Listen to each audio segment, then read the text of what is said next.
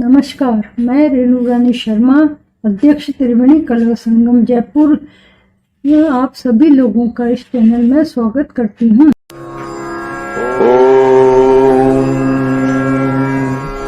वक्रतुंड महाकाय सूर्यकोटि समप्रभ निर्विघ्नं कुरु मे देव सर्वकार्येषु सर्वदा। ओम स्वस्ति श्रीमन्महागणाधिपतये नमः। धरोहर श्री अवर के महंत श्री गणेश, ये ऐसी मालिका समझ लीजिए, डॉक्यूमेंट्री समझ लीजिए, जो कि काफी दूर तक जाएगी बन के। और आज के जो युग के बच्चे हैं, जो हमारी यंग जनरेशन है, उन्हें पता नहीं कि हमारे बड़ों ने, पूर्वजों ने क्या क्या किया है, इंसानियत के लिए क्या नहीं किया। और ये जो संत महाराज थे, इन्होंने तो संगीत के लिए कह लीजिए, ऊपर के इलाज के लिए कह लीजिए, कला के लिए कह लीजिए, अपना सब कुछ समर्पित किया था। तो मेरी आपसे विनती है कि इस डॉक्यूमेंट्री को अपना समझ के अपनाएं और इस सिलसिले को कम ना करें, ना रोकें, चलने दें। और मुझे पूरा विश्वास है कि हम सब मिलके इसे बहुत कामयाब करेंगे। धन्यवाद, नमस्कार।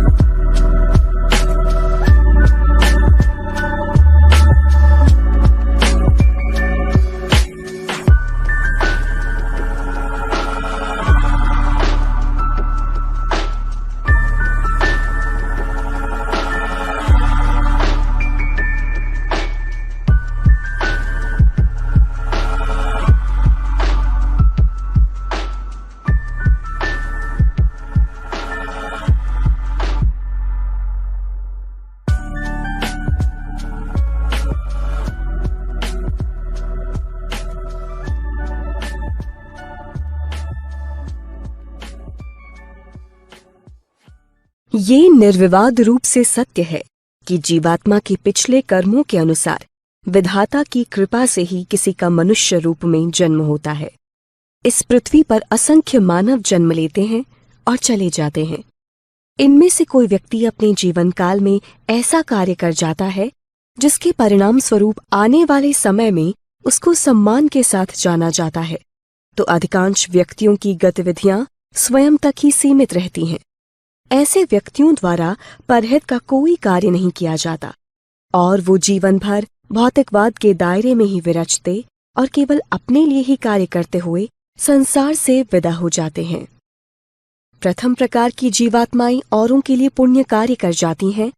वे समाज के समक्ष अपने कर्मों से आदर्श स्थापित कर जाते हैं और अंधकार में एक ऐसा जलता हुआ दीपक छोड़ जाते हैं जो आने वाली पीढ़ियों के मार्गदर्शन हेतु प्रकाश पुंज साबित होता है।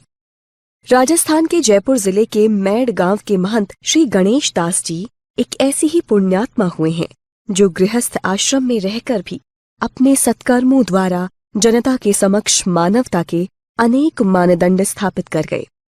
आपने आश्रम व्यवस्था का पालन करते हुए तथा प्रत्येक अवस्था का विधिवत निर्वहन करते हुए अपना हर कार्य बड़ी ईमानदारी से निष्पादित किया, जिसके परिणाम स्वरूप आज भी वे जन जन के हृदय में सम्मानजनक स्थान रखते हैं।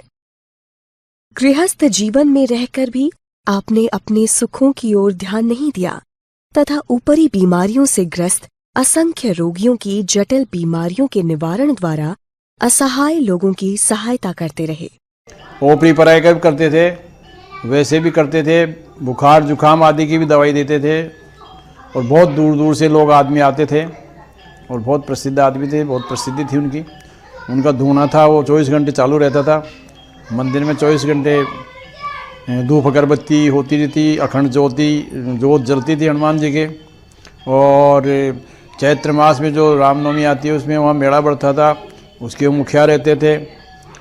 वहाँ मेले में जो भी आगंतुक महान भाव होता था, कोई कुश्ती खेलने वाला, कोई कबड्डी खेलने वाला, वो खिलाते थे, फिर उनको पारितोषिक के रूप में इनाम देते थे मंदिर की तरफ से। ऐसे हर साल का उनका मतलब ये।